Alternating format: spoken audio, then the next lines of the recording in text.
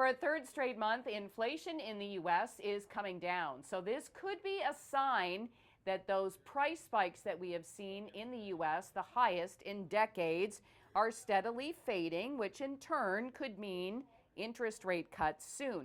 So the inflation reading in the U.S. was 3% for June, down from 3.3% in May. Now, the next interest rate announcement in the U.S. is at the end of this month. There is no change expected at that meeting, but we are all but guaranteed to see a cut in September. Some also concerned that all of this could be an indication of a slowdown in the U.S. economy, but that would also prompt interest rate cuts.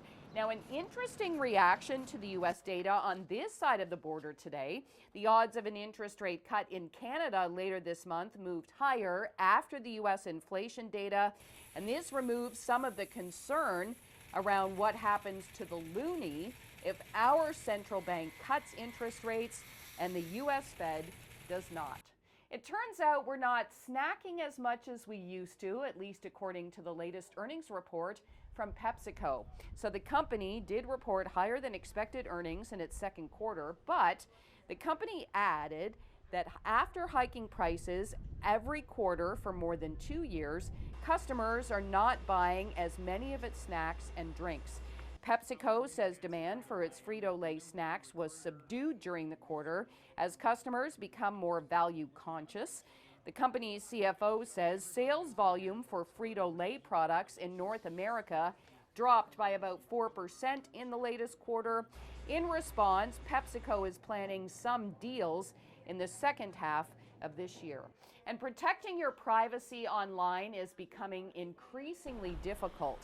A sweep of more than 1,000 websites and mobile apps shows a number of deceptive practices, which makes protecting your privacy harder.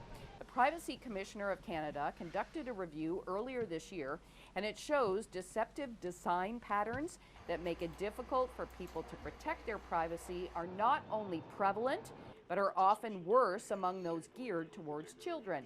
97% of websites and apps reviewed were using one or more deceptive design pattern, and more than 89% of privacy policies were found to be long or used complex university-level language. Privacy Commissioner Philippe Dufresne says websites and apps should be designed with privacy in mind. In the 680 News Radio Business Center, I'm Kris McCusker.